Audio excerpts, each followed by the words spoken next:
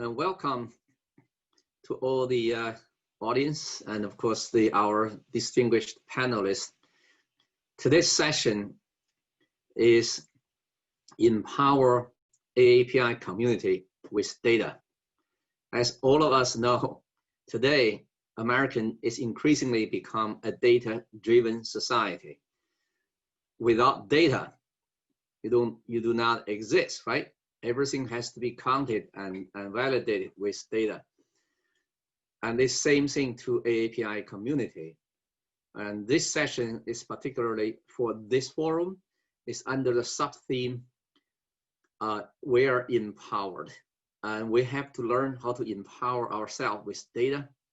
And today, we have a very distinguished panel of experts in this area. How do we use data and to empower ourselves? And we have, like the first speaker is Janelle Wong. And she, as many of you already know, she is with the AAPI data research team.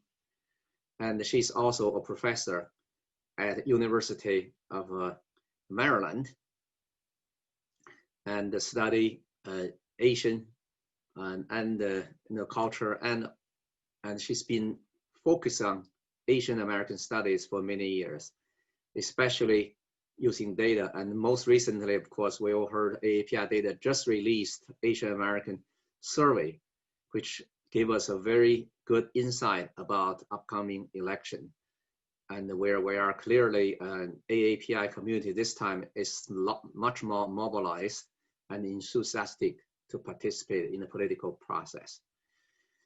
And Janelle also have authored and co-authored a number of articles and books.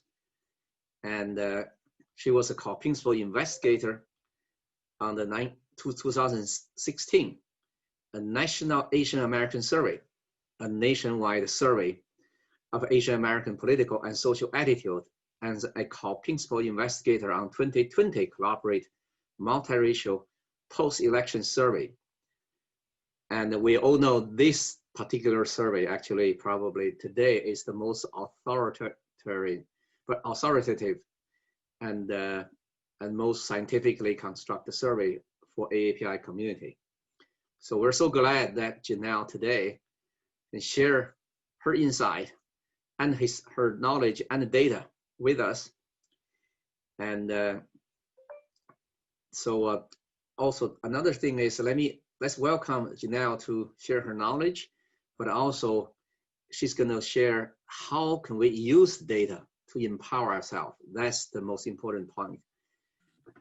Without further ado, Janelle. Thank you so much, Dr. Zhang, and I'm really happy to be here today. I'll just wait for my slides to come up.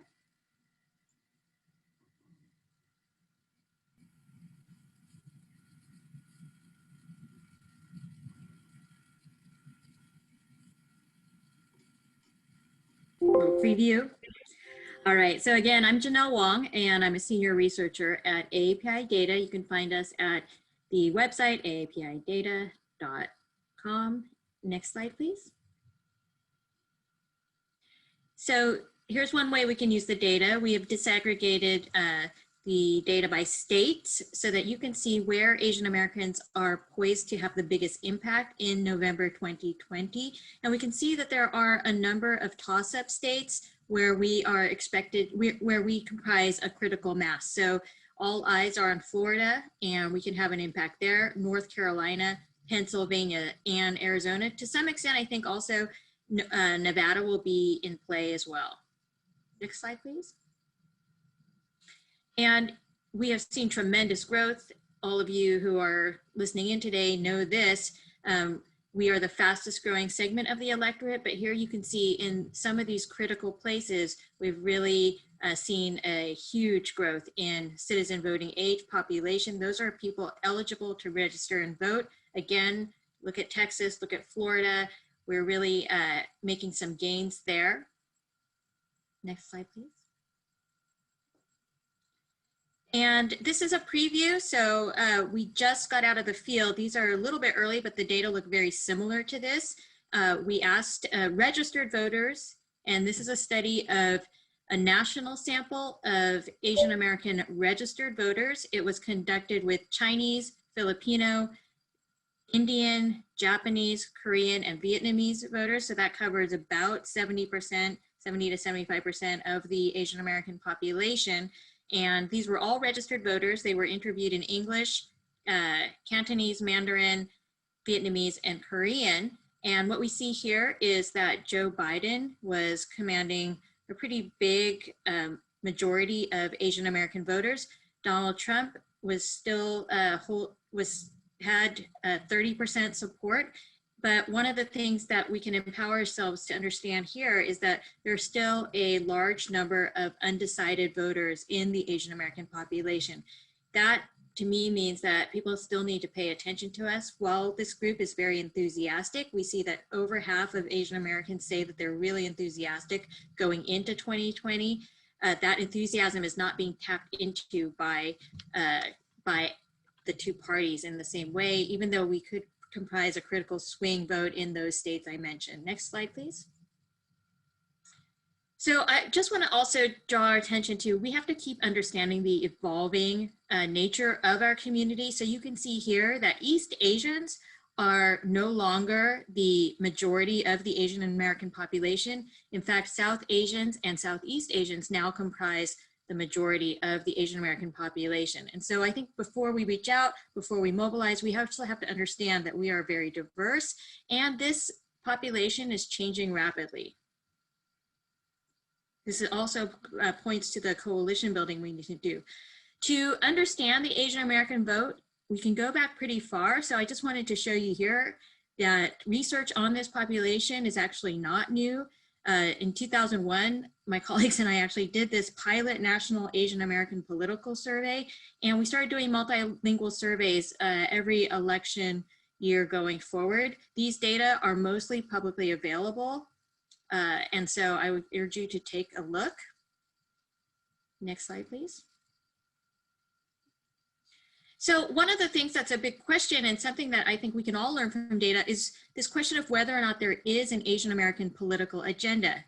And one of the things that I've noticed over time is that political parties and candidates often reach out to us on two issues: education, because they have bought into the idea that that's what the Asian American community cares about, and also this idea of the forever foreigner stereotype. So outreach to us is often around education because of the model minority stereotype, and around immigration due to the forever foreigner stereotype. Next slide, please. To understand the Asian American political agenda, you really have to look beyond those stereotypes. So again, these are data from our latest survey, and these data show that the most important issues for Asian Americans going into 2020 are healthcare. Asian Americans are healthcare voters, the environment, gun control, and a bigger government and more services. These are issues also in which Asian Americans look particularly distinct. So they're not only issues of high interest, but they are also areas where Asian Americans show more consensus and more progressive views than the general than the general American population. Their top interests going into the election are jobs in the economy, education, and healthcare. But these are the issues in which they actually look very distinct from the general US population. Go ahead. In addition, our survey shows that Asian Americans are invested in racial equity, and so you see some progressive leanings when it comes to Black Lives Matter, when it comes to police accountability, and that Asian Americans have been particularly hard hit by COVID, not just in terms of hate crimes and discrimination. Over half of all Asian Americans say that they are worried about hate crimes and discrimination in the wake of COVID, but they're also worried about access to healthcare, economic security, and health and safety at the polls. So one of the things that I think is important to emphasize is that many times people think about our community, they think about our diversity, and they might be worried that it's very hard to reach out to such a diverse community, but we do in fact share some policy views in spite of this tremendous diversity. And to me, that means there is starting to emerge an Asian American political agenda. Thank you.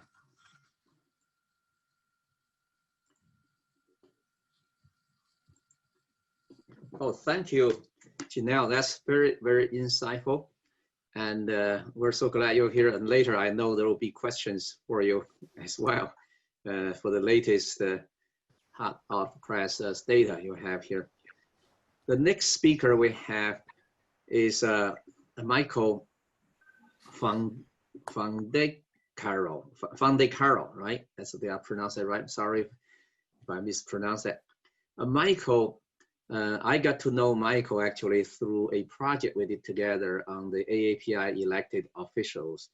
Michael has been a big supporter to the AAPI community, and he worked with Latino community before and helping them to build a Latino elected official database, and then the similar methodology he shared with us to help us to build a AAPI elected official network. That is such an important task because we, as AAPI community, we do not really know our level of involvement, especially at the local, state level and national level as well. But mostly, we did not know the lower level of government participation. So Michael helped us to bridge that. Michael is now in his fourth decade of working in covering New York State government and politics. So he's a veteran in this field.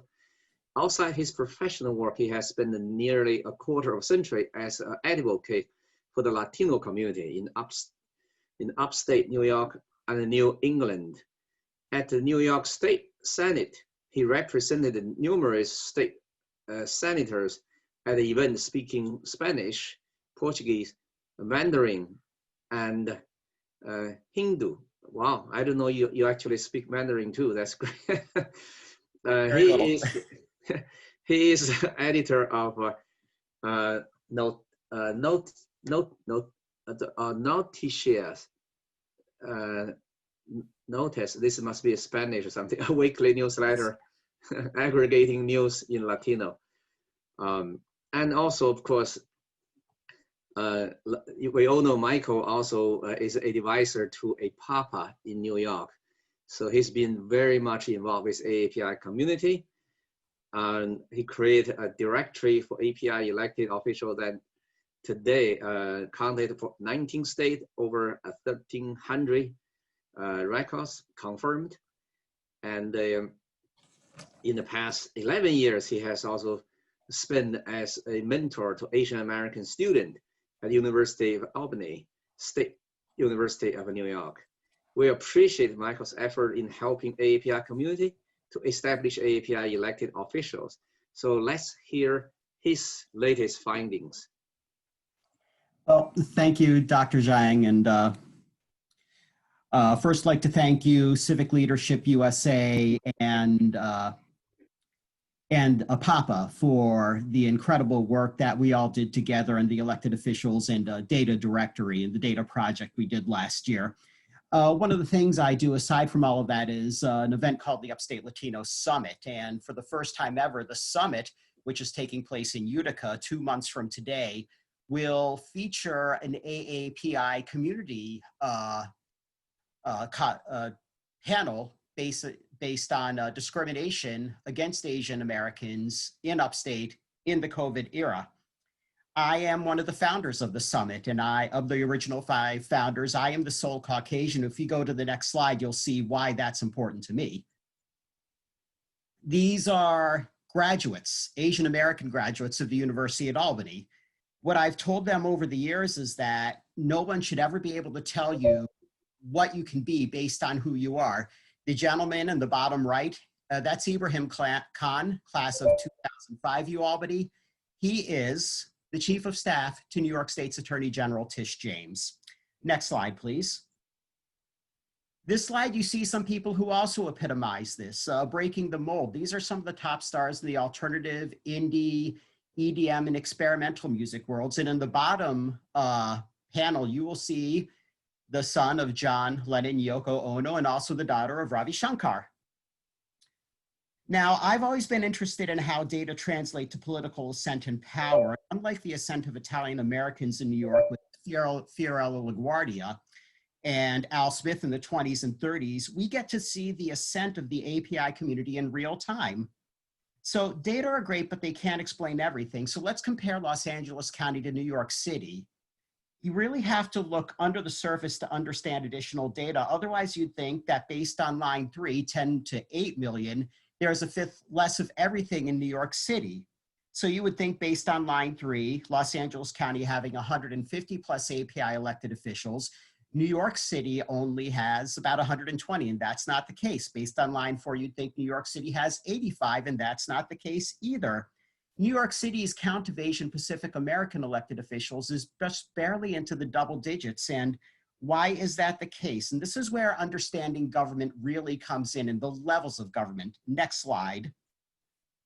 Here are New York City's elected officials, and it looks like a lot, right? When we go from the House down to civil and criminal court judges. Get ready for the next slide. This is Los Angeles County. That's a lot more, right? The difference comes down in part to population, yes, as to why there are so many more API elected officials in Los Angeles County, but it's also because there are so many more opportunities to serve an elected office. You go to the next slide and take us back to the East Coast. Now these maps on the right, this shows the predominant nationalities and races in New York City, and on the left are the neighborhoods. What was once Italian, Irish, German, etc., neighborhoods in the city have changed dramatically. And on the right, you can see where the API communities now dominate. And you can compare the right map to the left map to see where these specific neighborhoods are. This alone won't change the numbers of elected officials, but you get an idea of what's happening here, especially when you look at the southern portion, Manhattan, central Queens, western Brooklyn as well. Bloomberg with this map on the right did a fantastic job. I couldn't imagine analyzing each of the city's some 2,200 census tracts, but Bloomberg media did do that. Next slide, please.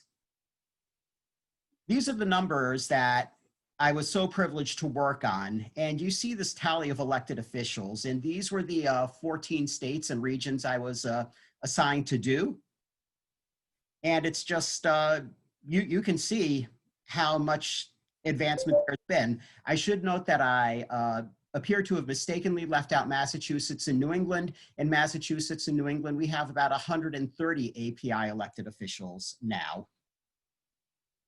And next slide.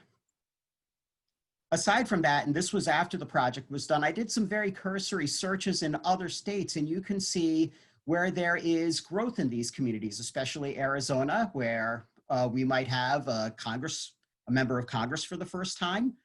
Also Minnesota with its substantial Hmong community. There's also a Hmong community in Wisconsin. Now, the one thing data cannot do is move people past assumptions, and that's something that Janelle brought up in terms of how there are certain assumptions of the Asian American community. Now, especially in the Northeast, there's a desperate need of awareness for the fact that there are API elected officials outside of major metropolitan areas and their suburbs. Last year, I spoke with a staffer for a statewide elected official who helped with Asian American affairs. And the staffer had no idea that there were Asian elected city council members in Rome and Ithaca, and those are two small cities in upstate New York. At that point, I just didn't bother to bring up the fact that there's a Japanese American town board member in a town of about 200 people in the Catskills, and an Indian American school board member in the Adirondacks. And those are the two most rural areas of New York State.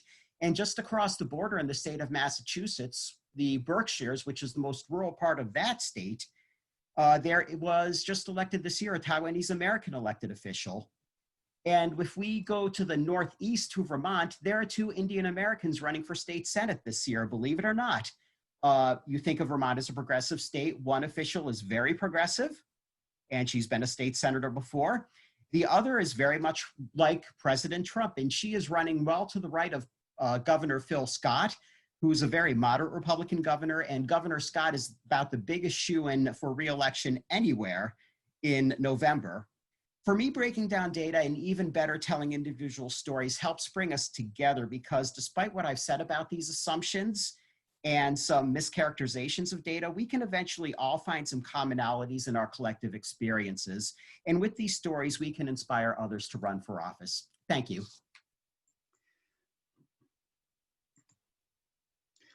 Well, thank you, Michael. And everybody can see this effort of building a directory for AAPI elected officials at all different levels of government can be very, very empowering to our AAPI community. Thank you, Michael, and to introduce us to this idea and helping us to build this database. And the next one speaker is Joel Wang. And I think for this particular group of people, Joel Wang is well known to everybody. I don't have to have a long introduction, but I do want to highlight Joe, even though retired as an environmental safety and health Lawrence from the Lawrence Livermore National Laboratory, he is definitely not retiring, and he is still very much engaged and devoted to AAPI community.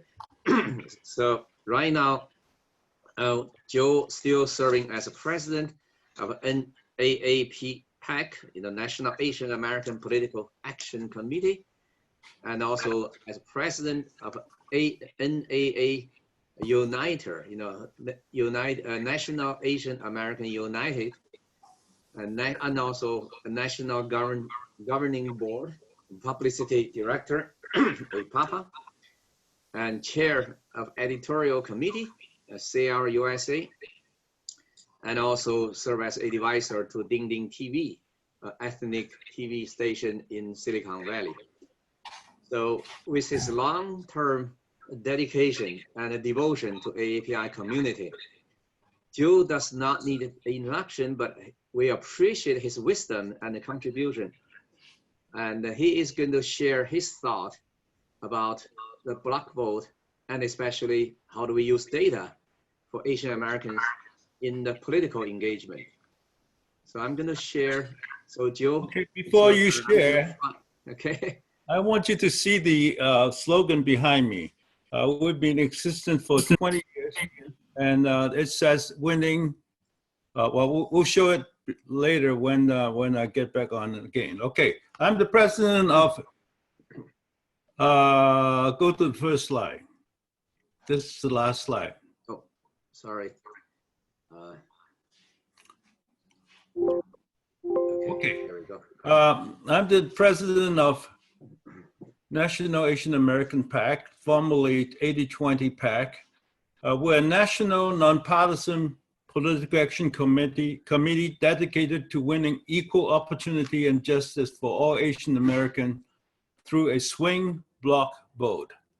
Ideally, directing 80% of our community's vote and money to the presidential candidate endorsed by our own PAC, who can better represent the interests of Asian Americans. Next slide, please. Who are Asian Americans? Okay, I want to emphasize the fact that we have been here a long time, especially the Chinese have been here since the Gold Rush days. But without the 1965 Immigration Act, most of us would not be here. Before 1965, there were less than 1 million Asian Americans, probably around 800,000. And today, depending on the 2020 census, we might be over 22 million. Of course, they put us together. We're Asian American, but we have East Asian, represented by the Chinese group, which is about 5 million. South Asian, represented by the Indian American, about 4 million. And then Southeast Asian, Filipino is the largest group, about 3.9 million. And then the Pacific Islanders. Next slide, please. Okay, before 1968, there's no such a term as Asian American. MLG and Yuji Ishioka from UC Berkeley term the word Asian American.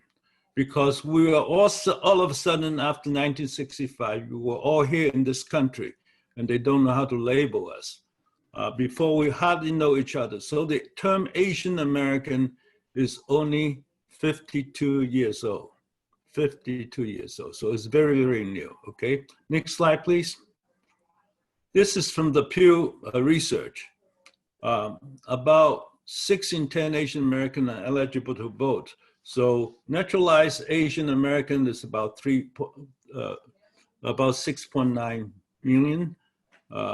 And then the US born Asian American about 3.4 million. So a little bit over 10 million votes.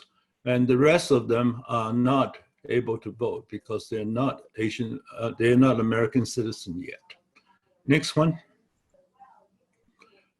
So we hardly know each other. In my opinion, there are 3 stages of Asian American empowerment.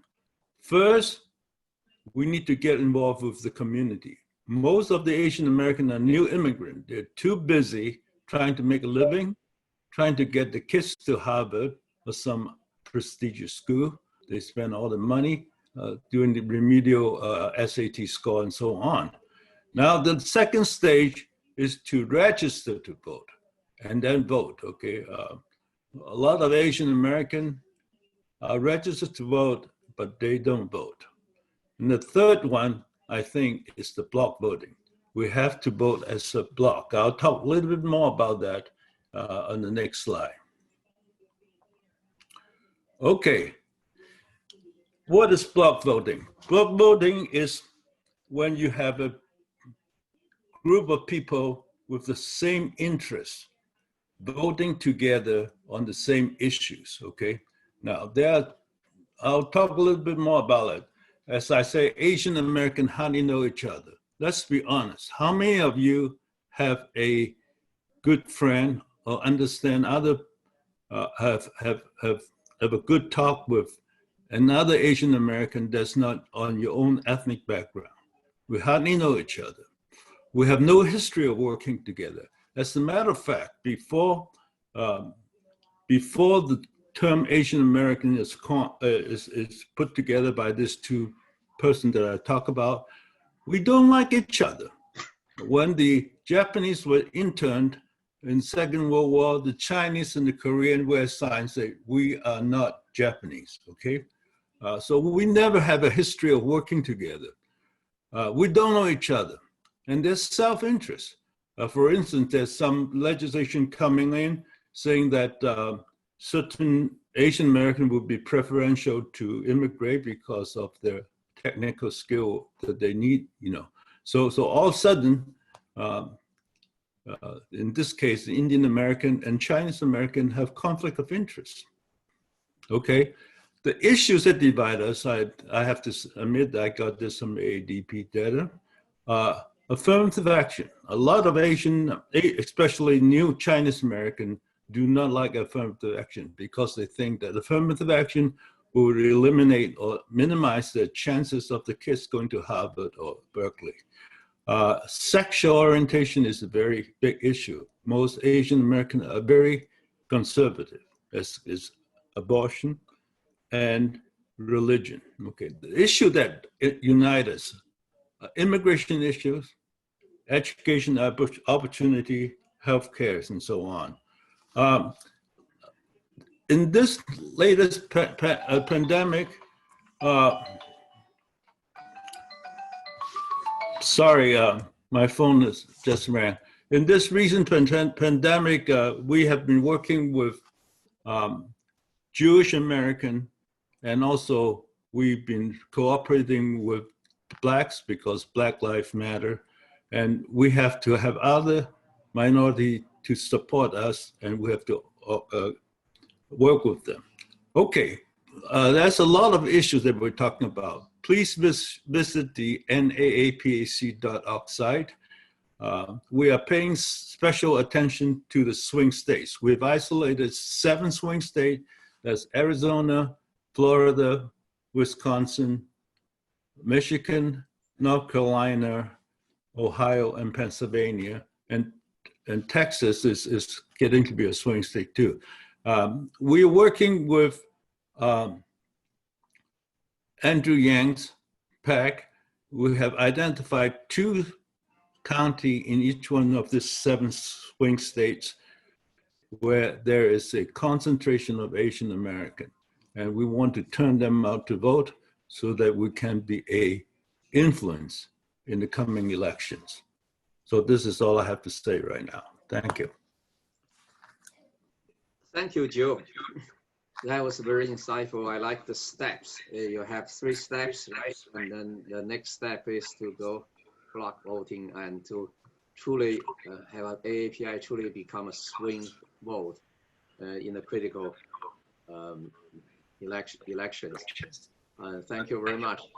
So the next speaker we have here is Julia Lloyd.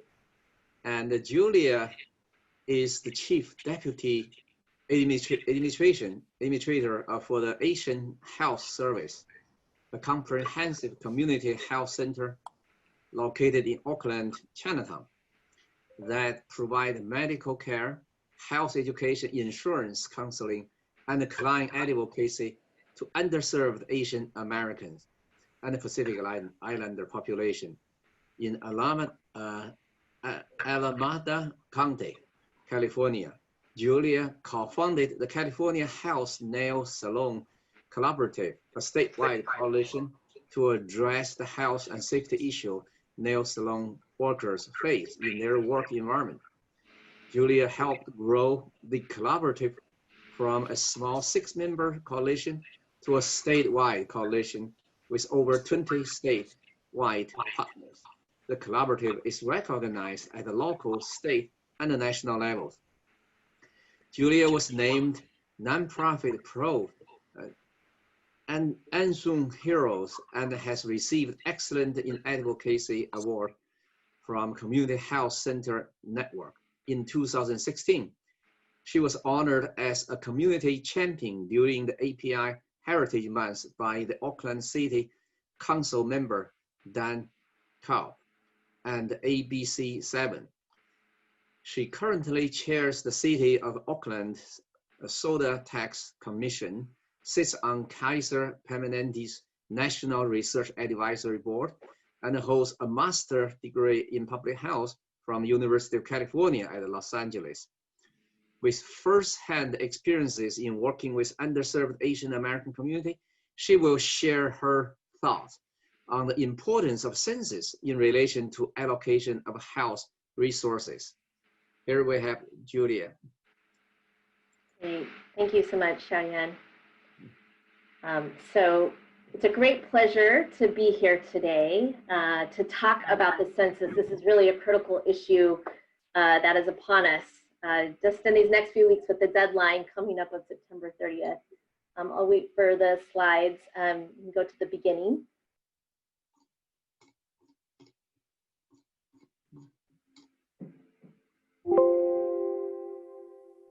Great. So we can go to the next slide. So you probably have seen a lot of these ads on television and Facebook. 10 minutes impacts the next 10 years. Undercounted, no more. Really touting the importance of the census. We've seen the likes of Daniel Day Kim and Sandra Oh emphasizing being counted. So why is the census and being counted so important and critical for our Asian American, Native Hawaiian, Pacific Islander community at this juncture? The next slide. Well, as mandated by the US Constitution, our nation gets just 1 chance each decade to count its population. So the data that's collected by the census determines the number of seats each state has in the United States House of Representatives. And it's also used to distribute billions in federal funds to our local communities. The next slide. So what's at stake here? Well, what's at stake is $800 billion for our communities. From healthcare programs, including Medicaid and Medicare, to education, poverty reduction programs, to infrastructure and housing and jobs, where we know in jobs, there's more than 418,000 AAPIs that work in education and training, with 1 million in healthcare jobs. So really what's at stake here is that our communities, who are the fastest growing racial group in the US, could be denied their fair share of federal funding and political representation. Next slide.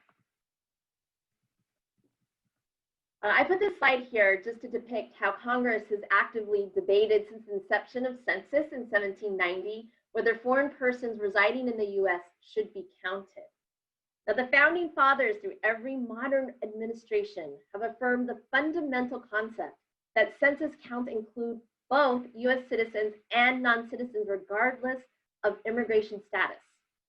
That is, until recently. Next slide. On July 21st of this year, the administration issued a memo ordering the removal of undocumented from the apportionment of congressional seats. So it's clear that the administration has attempted to politicize every aspect of the census, from the timing of how long the census will count. The Bureau just ended the count 1 month earlier than previously announced, and who's going to be included and excluded. You may ask, well, why is this happening? Well, if non-citizens and people under 18 can be excluded, it could potentially create the conditions for redistricting that will be advantageous to non-Hispanic whites and non-minorities. So just a week ago, a special 3-judge court in New York on Thursday actually blocked the administration's efforts to make this unprecedented change to who is included in the census numbers. Next slide. So what's important to note is that our communities are at risk of being undercounted. The Census Bureau estimates that 16 million people were not counted or possibly incorrectly counted in the 2010 census. The majority were from marginalized communities. Now, our Asian American, Native Hawaiian, Pacific Islanders have been undercounted for decades. And we know that our communities are especially at risk of being missed due to language barriers. With some groups we know face greater challenges finding stable, affordable housing, higher incidences of poverty, unemployment, lower educational attainment. We see that in our clinics locally. We serve 50,000 patients. We know that 55% of API said that they were likely to fill out the census, but 38% said they were not familiar with the census. I think this is a study by Janelle and her folks at AAPI Data that found that Asian Americans were actually less likely than any other demographic group to say they were intending to participate in the 2020 census. And it was the same group that was most worried about their answers to the census because they were worried it would be used against them. Now, that makes sense. I mean, during World War II, the Census Bureau actually used the census information to help identify where Japanese Americans were living in order to move them into internment camps. Next slide. This slide is really just showing the top 10 states with the highest non-response rates to the census in the Asian community. I just put this slide because there's still a lot of work to do. We still have a couple of weeks, but it's really important that we recognize that the census allocates economic resources, which is absolutely critical when you think about our systemic inequities that impact communities of color. And we've seen this in the wake of COVID-19, the most under-resourced communities have been communities of color. Those resources were being utilized in part to respond to COVID, were based on the 2010 census, where these communities were undercounted. Next slide. So right now, we have a critical window, an opportunity to shift this dial over the next few weeks to ensure that Asian communities are counted in the census. We know that the census rate of response overall is about 72%, and the AAPI response rate is about 60%. Next slide. So what can we do? Well, there are a lot of Asian American Pacific Islander community organizations, Native Hawaiian organizations, and community health centers, including Asian Health Services, that are mobilizing to ensure that our communities are getting counted across the nation. As a community health center, Asian Health Services serves 50,000 patients, primarily Asian immigrants and refugees, in 14 Asian languages. So we're conducting virtual, multilingual phone banking, we're doing community texting, warm touches at our 13 clinic sites. There's 12 other AAPI community health centers around the nation that are also doing this work, but we need your help. Next slide. I think this is a call to action for all of us. Join in on the phone banking, make the calls, because bottom line, we can't be left out of the story for this decade. The census allocates the numbers that are used to determine every single level of representative government, from the school board all the way to Congress. So if the numbers don't reflect the racial dimensions of our communities, then there'll be a dilution of our political power. And it will absolutely undermine our efforts to ensure our robust participation in our own democracy. So please join the efforts around the nation, phone bank, let's help get our communities counted, and let's break that system of inequities, secure our political power, and make sure that we truly are part of the story in this next decade to come. Thank you, Julia. That's such a direct and precise making the connection between census and so the other. And we all understand that Asian Americans, our census participation rate is much lower than the national average. That is the gap we need to work together, try to fill. Our next speaker, Jay Gonzalez, is Mayor George Christopher Professor of Public Administration at Agino School of Business of Golden Gate University, a more than 100-year-old San Francisco educational institution ranked #1 for adult learners for 4 consecutive years by the Washington Monthly. And Dr. Gonzalez is currently the longtime president and CEO of a Filipino Senior Resource Center in San Francisco, and was formerly the president of West Bay Filipino Multi-Service Center. He's also the founding director of the University of San Francisco's Filipino Studies program. After the horrific event of 9/11, San Francisco Mayor Willie Brown appointed him as Commissioner for Immigrant Rights, where he served for close to a decade, earning him a special congressional recognition. Now, let's hear Jay's insightful understanding and knowledge in obtaining public resources for serving AAPI community. Here we go. Jay, it's all yours. Thank you so much for that generous introduction, and I'm really honored to be following in the footsteps of the speakers that have come before us. What I'll be telling you about, talking to you about, is something from the demand side. You know, at heart, I am a community activist and a community organizer. West Bay is the youth center. When I turned 50, they moved me to the senior center. So here I am. But let me tell you the importance of data to us. Data to us is about getting funding. As you know, there are scarce funding resources right now, especially under the circumstances that we are in.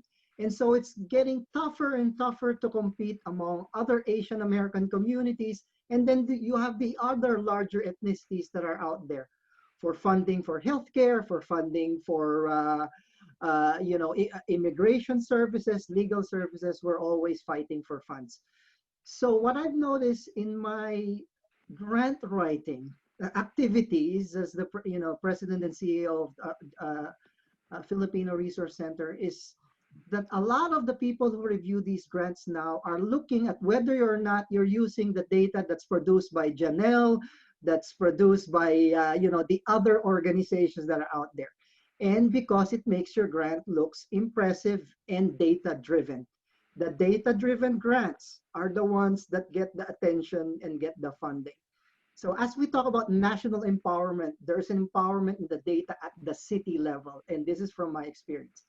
The other thing that needs to be thought about when you're thinking about this data, when I'm trying to market my senior center in our breast cancer support program, when I was trying to program the Filipino youth, is about private foundations.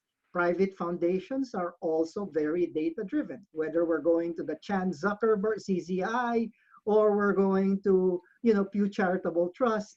They're all, looking at the data. Are we using it? Are we using it to argue our story?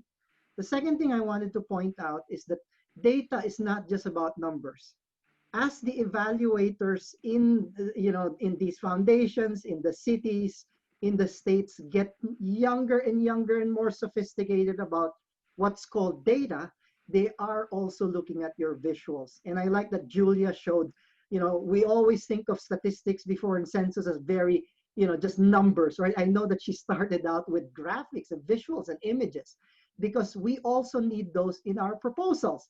And now a lot of these foundations also look at those visual data, textual data that's integrated there.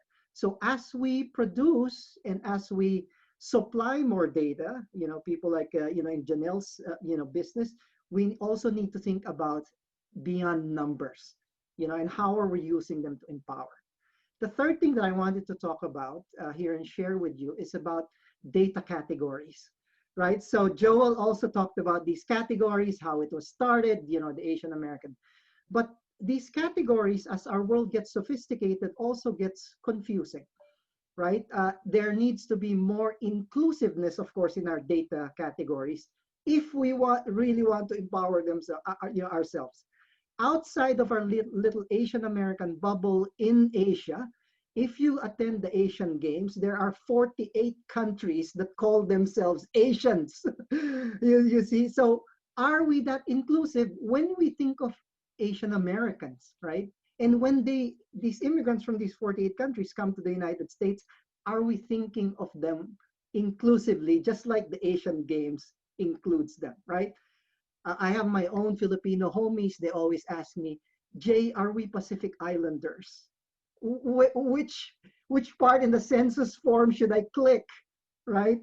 Are we Southeast Asians? Because the Vietnamese and the Cambodians and Laotians say they're Southeast Asians, right? But are we?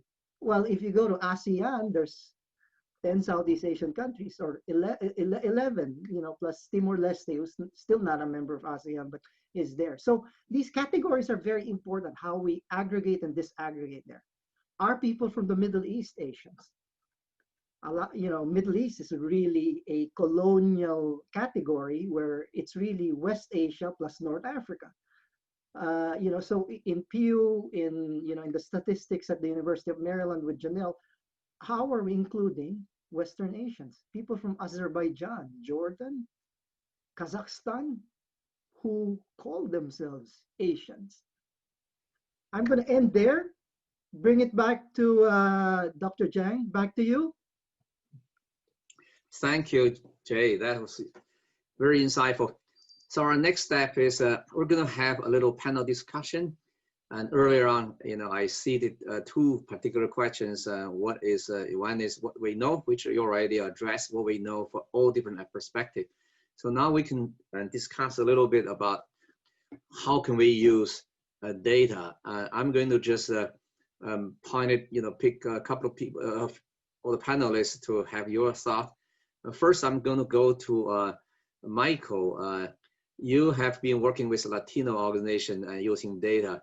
So what do you think the most important lesson and something best practice we can learn from the Latino community?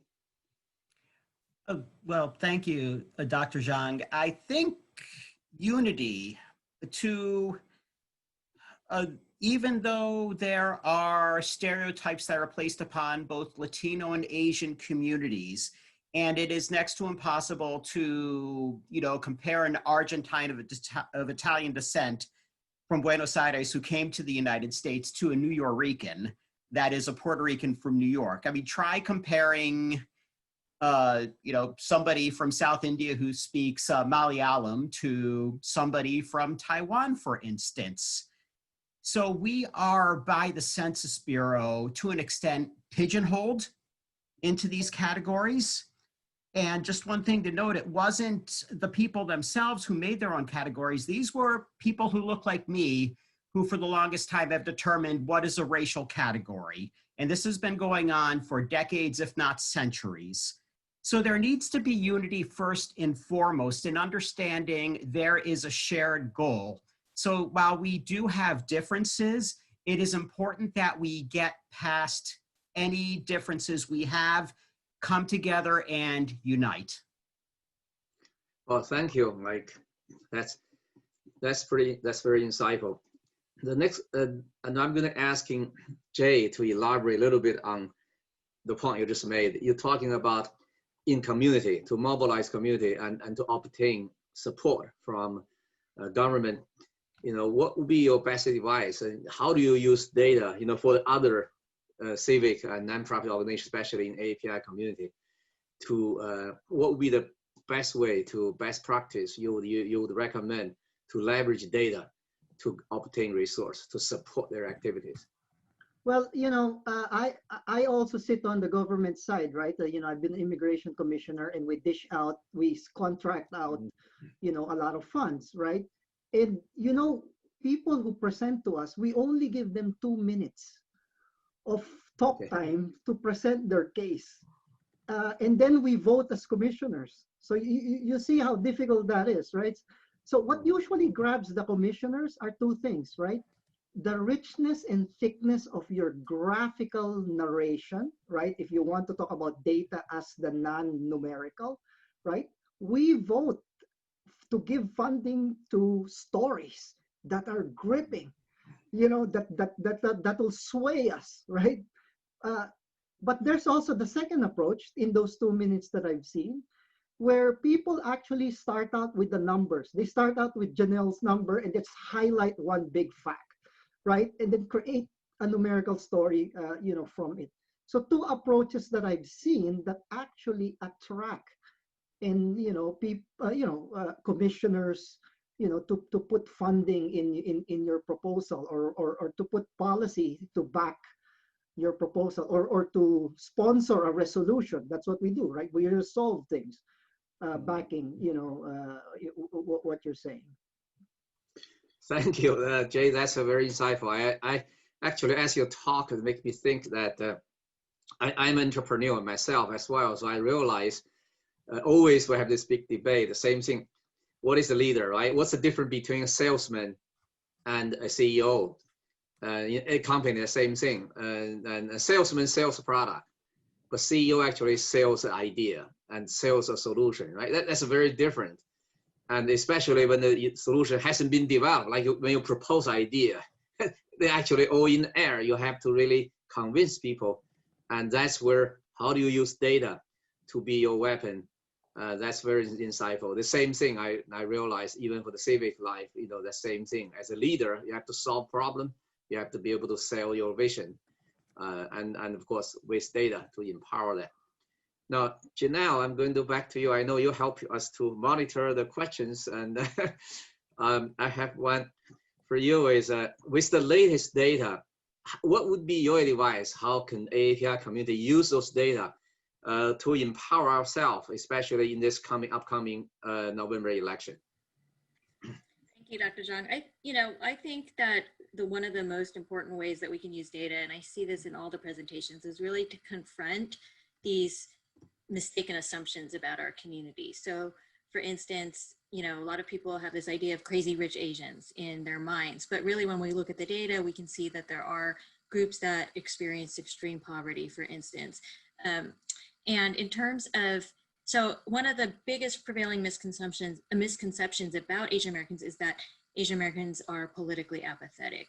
I mean, obviously this panel shows that's not the case, but on a broader level, people think that low rates of participation, let's say through voting, is a result of political apathy or Asian Americans being preoccupied with other things rather than politics. But when we look at the data, we can see very clearly that Asian Americans are a group that is one of the least likely to be contacted by the 2 major parties to participate. And that's partly because of our geographic location. We tend to be in these sort of non-competitive states, but we're getting to be a bigger force in competitive states. And in places like California that are not swing states, we can make the difference in several congressional elections in that state. And so I think one of the ways we can use data is to say, to our own communities, it's not that we're apathetic, it's not that we don't care about politics, we are being left out of the mobilization campaigns of so many of these organizations, advocacy organizations and political parties and candidates. And so instead of internalizing the idea that we're apathetic, we need to demand the attention and even mobilize ourselves, which is what this leadership forum is trying to do, obviously. Thank you, Janelle, that's a very good point. You actually made a connection, which when I talk to some AAPI community members, sometimes they're very looking at, oh, if I vote, last time I voted, my candidate didn't get elected, so my vote was wasted. So they basically making that very direct connection without realizing what you just touched base on is why the two parties, they don't even reach out to AAPI community, because you're not really generating any vote either way, So sometimes to realize actually vote, yes, who you vote is important, but more important whether you actually vote, because if you don't vote, you're not counted. Next time, nobody will come to ask you. You're not part of the process. And that's, I think, is a very powerful message. People have to understand. As a minority, maybe if you look at it, maybe it's more, it's more damaging to us actually when we being marginalized and being ignored. They don't even have to care. Don't even have to ask you anything. And if you vote, maybe the person you vote didn't get elected, but they registered. People say this minority actually is part of the process. We need to contact them. So in the future, at least you'll be consulted. You're not being ignored. So I think is a bigger tragedy for minority to be ignored than you actually being talked about, or even actually when you express your opinion, maybe they disagree with you. That's okay. That's fine. But we exist. We're part of the process. Janelle, I think you made a very good point there. I really appreciate that. So I'm going to go back to Joel. And Joel, you talk about block voting. Now, do you have some specific ways and can use the data to empower your campaign about block voting? I know swing vote, we talk about Asian not become swing vote, and because before the 1965, which you made a point, we were so small, less than 1 million, less than 1%. So they can totally just ignore you. But now we're not. We're continue to grow. I believe in the next 2 decades, as population structure change, AAPI will become, maybe after Black and Latino, the third largest voting bloc, in the voting group in this country. So your thought is, what's your advice to AAPI? I think first of all, we have to get to know each other. America like to put people into boxes. So they put all of us into different boxes. You're white, you're Black, you are Asian. Okay, but it doesn't go into boxes that neatly, because there are people that are in between, such as Jay brought up the Middle Easterners. Are they Asians? Are they European? Yeah.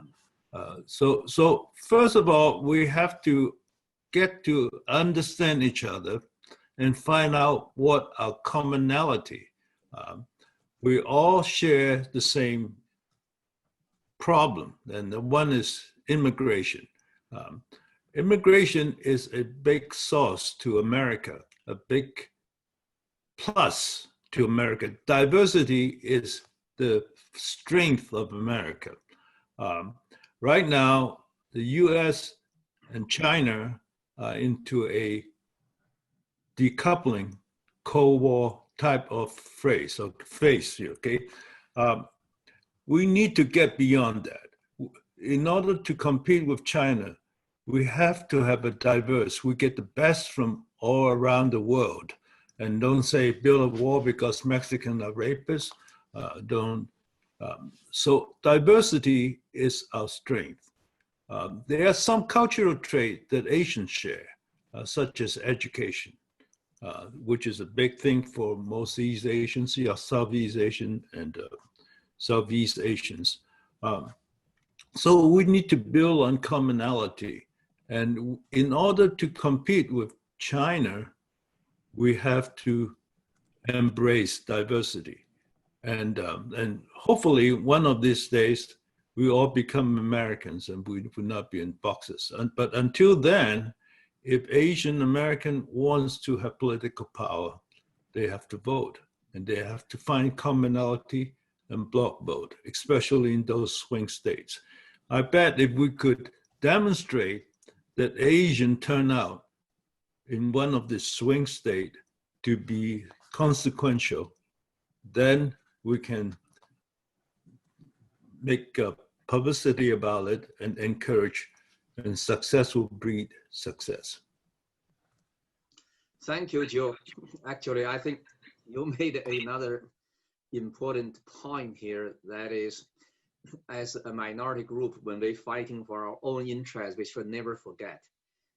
Actually, our own interest is in line with Americans' fundamental interests. Americans' fundamental interest is, as a nation of immigrants, how do we have all the different ethnic groups come together and prosper together and really realize the ideal that's stated in the Declaration of Independence, right? All men are created equal. We all come here for land of the free.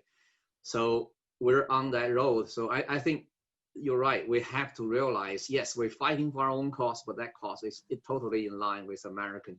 So when we succeed, we want to help all Americans succeed. And I'm going to have the last question go to, of course, Julia.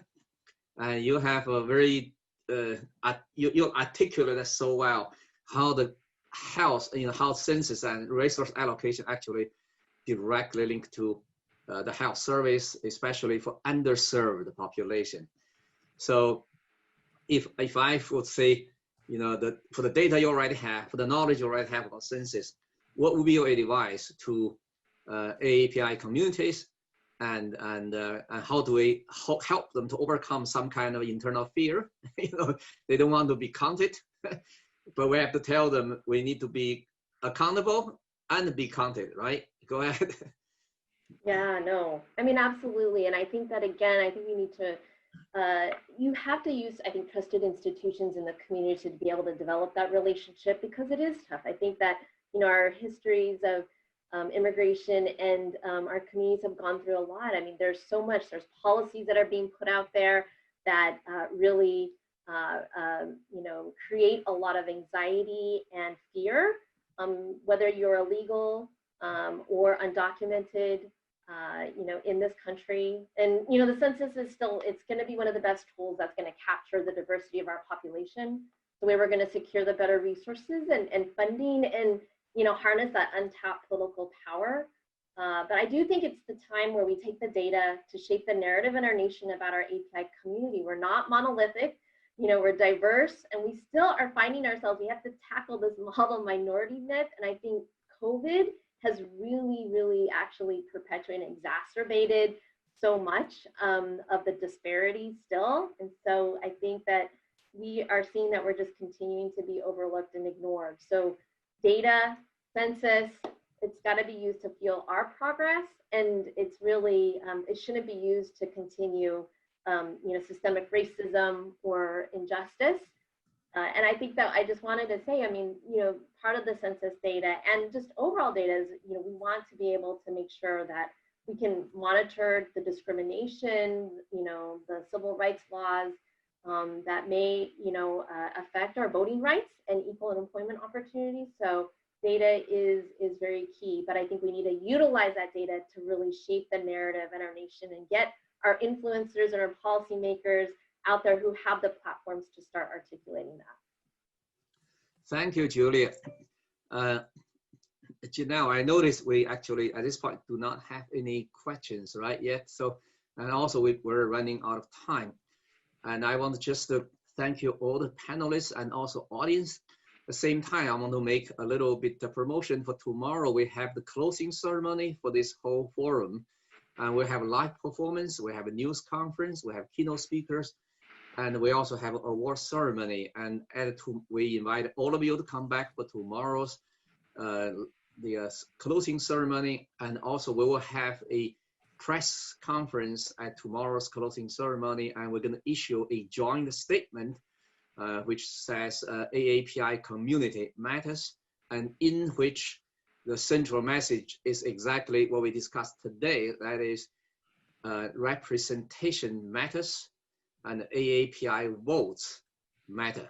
So we need to be participating in the 2020 census and also November election. And again, thank you for all our distinguished panelists and also thank you for the audience. And let's enjoy the rest of the forum.